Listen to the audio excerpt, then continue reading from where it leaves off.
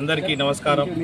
ఈరోజు Boinpally market committee నూతనంగా committee ఏర్పాటైన చైర్మన్ అయిన ఆనంద్ బాబు గారికి, వైస్ చైర్మన్ దేవుడన్న గారికి, మిగతా కమిటీ సభ్యులందరికీ నాకు హృదయపూర్వకంగా వారికి శుభాకాంక్షలు తెలుపుతున్నాను.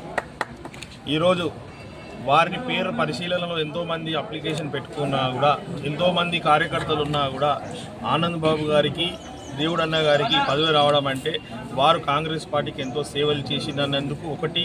రెండోది, ఈ మార్కెట్ని ఇంకా బ్రహ్మాండంగా డెవలప్మెంట్ చేస్తారు ఈ కమిటీని అనేసి ఈ కమిటీ మెంబర్స్ అందరికీ పదవులు ఇవ్వడం గౌరవ ముఖ్యమంత్రి రేవంత్ రెడ్డి గారికి, అదే మాదిరిగా గౌరవ మంత్రివర్యులు తుమ్మల నాగేశ్వరరావు గారికి, మైనంపల్లి హనుమంతన్న గారికి, పొన్నం ప్రభాకర్ ఇన్ఛార్జ్ మినిస్టర్ అయిన పొన్నం ప్రభాకర్ గారికి హృదయపూర్వకంగా ధన్యవాదాలు తెలుపుతున్నాను. ఎందుకంటే దీంట్లో 90% నేను ప్రతిపాదించిన పేర్లు, అదే మాదిరిగా ఇంకా మిగతా మంత్రులు, మిగతా మాజీ ఎమ్మెల్యేలు కావచ్చు, జిల్లా ఇన్ఛార్జీలు కావచ్చు, వాళ్ళందరూ పేర్లు ప్రతిపాదించారో దాంట్లో చాలామంది పేర్లు ఉన్నా కూడా దీంట్లో ఎవరైతే అరులు, ఎవరైతే ఈ మార్కెట్కి యూస్ఫుల్గా ఉంటుంది, ఈ మార్కెట్ డెవలప్మెంట్ చేయడానికి బాగుంటుందని వాళ్ళకి ఇవ్వడం జరిగింది.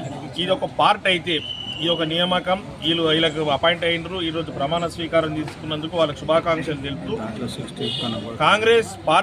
కాంగ్రెస్ ప్రభుత్వం ఏంటంటే పార్టీకి కష్టపడ్డోళ్ళు, వ్యవస్థకు పనికొచ్చి ఎవరైతే బాగా పనిచేస్తారో వాళ్ళకి అవకాశం కల్పించింది. ఈనాడు మీ మీడియా ద్వారా యావత్ కంటోన్మెంట్ల, స్టేట్లున్న, సిటీలున్న కాంగ్రెస్ కార్యకర్తలకి, నాయకులకి నేను ఒక విజ్ఞప్తి ఏంటంటే, అందరికీ ఒకటేసారి అన్ని అవకాశాలు రావు.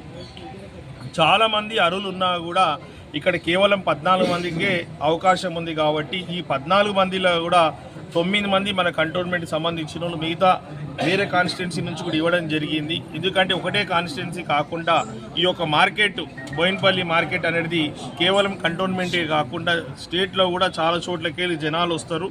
చాలా ఇక్కడ వెజిటేబుల్ మార్కెట్లో నెంబర్ 1 మార్కెట్. కాబట్టి ఈ మార్కెట్లో గతంలో ఏంటంటే ఈ కాన్స్టిట్యున్సీకే పరిమితం చేసి ఆ పద్ధతి బాగాలేదు.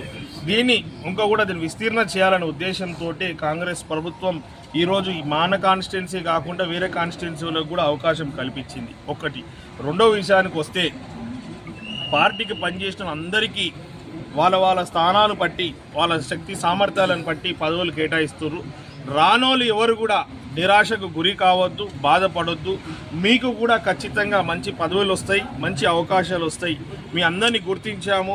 నెక్స్ట్ ఇక్కడ పేర్లు ఎవరైతే మిస్ అయిందో, ఇంకా ఎవరైతే అర్హులు ఉన్నారో వారికి అందరికీ మంచి స్థానం కల్పిస్తానని మీడియా ద్వారా మీకు మాట ఇస్తూ, గతంలో టీఆర్ఎస్ ప్రభుత్వం వచ్చిన తర్వాత ఈ రీజనల్ చైర్మన్షిప్, జోనల్ చైర్మన్షిప్ ఏదైతే ఆర్టీసీలో ఉండనో అది తీసేయడం జరిగింది. ఇప్పుడు నేను దాని మీద కూడా రిక్వెస్ట్ చేయడం జరిగింది. ఏంటంటే ఆ చైర్మన్లు కూడా చేస్తే ఇంకో కొంచెం కార్యకర్తలకు, నాయకులకు అవకాశాలు వస్తాయి.